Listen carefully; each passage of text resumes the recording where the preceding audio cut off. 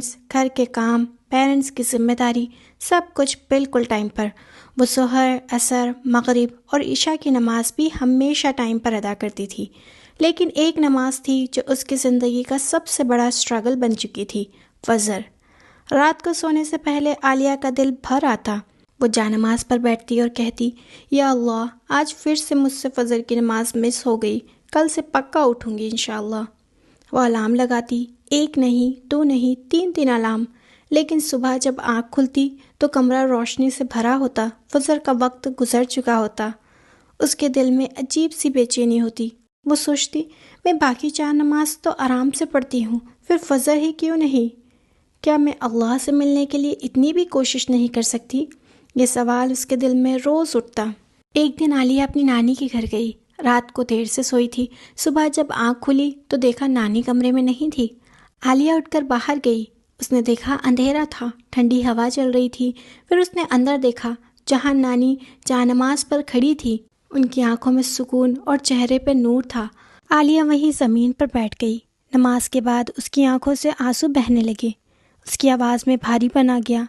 اس نے نانی سے کہا، نانی، میں بہت کوشش کرتی ہوں لیکن فجر کے لیے اٹھ ہی نہیں پاتی، میں بری مسلمان ہوں کیا؟ نانی نے ترنت اسے گلے سے لگا لیا اور کہا، بیٹا، بری مسلمان وہ ہوتی ہے جو کوشش چھوڑ دے، تم تو روزانہ کوشش کرتی ہو۔ قرآن میں اللہ تبارک و تعالیٰ فرماتا ہے، بے شک نماز مومن پر مقرر وقت پر فرض کی گئی ہے۔ نانی نے کہا، اللہ نے نماز کو وقت سے باندھا ہے تاکہ ہم ڈسپلن سیکھیں، اور فرض اس ڈسپلن کا سب سے بڑا امتحان ہے۔ عالیہ نے پوچھا، پر نانی میں فیل ہو جاتی ہوں، پھر کیوں بار بار ٹرائی کروں؟ نانی نے مسکراتے ہوئے اسے ایک حدیث سنائی، عالیہ، کیا تمہیں پتہ ہے نبی صلی اللہ علیہ وسلم نے بتایا ہے، اللہ کو وہ عمل زیادہ پسند ہے جو تھوڑا ہو لیکن لگاتار ہو۔ نانی نے کہا، بیٹا، اللہ پرفیکشن نہیں، کنسسٹنسی چاہتا ہے۔ پھر نانی نے عالیہ سے پوچھا، تمہاری جنریشن چیلنج پسند کرتی ہے نا؟ عالیہ نے کہا، جی نانی۔ تو اپنی روح کو چیلنج دو۔ انہوں نے کہا، صرف فجر کا نہیں، پوری زندگی بدلنے کا چیلنج، لیکن سٹیپ بائی سٹیپ۔ پہلے 3 دن صرف نیت اور دعا پر فوکس کرو۔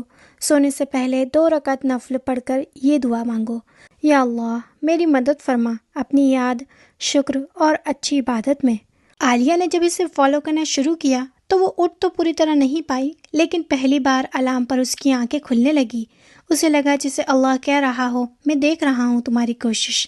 نانی نے عالیہ سے کہا، عالیہ، اب کچھ چھوڑنا پڑے گا، فجر صرف پانے کا نام نہیں، قربانی کا نام بھی ہے۔ عالیہ نے رات کا موبائل ٹائم کم کر دیا، لیٹ نائٹ اسکرولنگ بند کر دی۔